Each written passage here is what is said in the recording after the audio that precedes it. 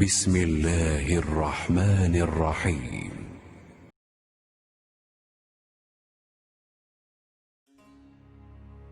عبدالعزیز بن صہیب نے انس بن مالک رضی اللہ تعالی عنہ سے روایت کی کہ نبی کریم صلی اللہ علیہ وسلم غزوہ خیبر میں تشریف لے گئے۔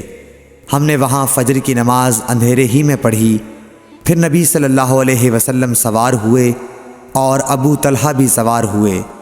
میں ابو طلحہ کے پیچھے بیٹھا ہوا تھا۔ نبی صلی اللہ علیہ وسلم نے اپنی سواری کا رخ خیبر کی گلیوں کی طرف کر دیا۔ میرا گھٹنا نبی کریم صلی اللہ علیہ وسلم کی ران سے چھو جاتا تھا۔ پھر نبی کریم صلی اللہ علیہ وسلم نے اپنی ران سے تہبند کو ہٹایا، یہاں تک کہ میں نبی کریم صلی اللہ علیہ وسلم کی شفاف اور سفید رانوں کی سفیدی اور چمک دیکھنے لگا۔ جب آپ خیبر کی بستی میں داخل ہوئے تو آپ صلی اللہ علیہ وسلم نے فرمایا کہ اللہ اکبر، اللہ سب سے بڑا ہے، خیبر برباد ہو گیا۔ جب ہم کسی قوم کے آنگن میں اتر جائیں تو ڈرائے ہوئے لوگوں کی صبح منحوس ہو جاتی ہے۔ آپ نے یہ 3 مرتبہ فرمایا۔ انس رضی اللہ تعالی عنہ نے کہا کہ خیبر کے یہودی لوگ اپنے کاموں کے لیے باہر نکلے ہی تھے کہ وہ چلا اٹھے، محمد صلی اللہ علیہ وسلم آن پہنچے۔ اور عبدالعزیز راوی نے کہا کہ بعض حضرت انس رضی اللہ تعالی عنہ سے روایت کرنے والے ہمارے ساتھیوں نے والخمیس کا لفظ بھی نقل کیا ہے، یعنی وہ چلا اٹھے کہ محمد لشکر لے کر پہنچ گئے۔ پس ہم نے خیبر لڑ کر فتح کر لیا اور قیدی جمع کیے گئے۔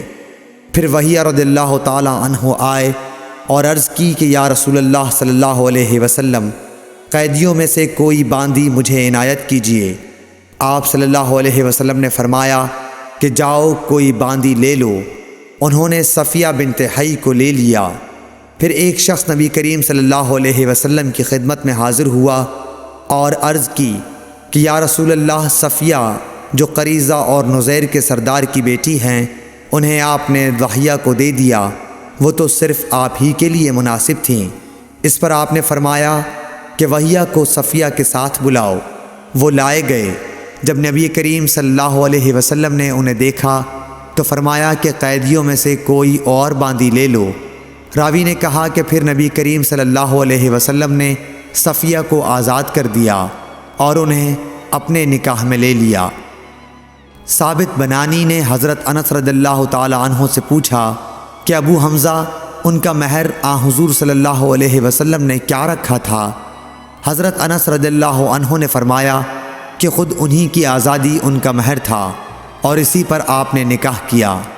پھر راستے ہی میں ام سلیم رضی اللہ عنہ حضرت انس رضی اللہ عنہ کی والدہ نے انہیں دلہن بنایا اور نبی کریم صلی اللہ علیہ وسلم کے پاس رات کے وقت بھیجا۔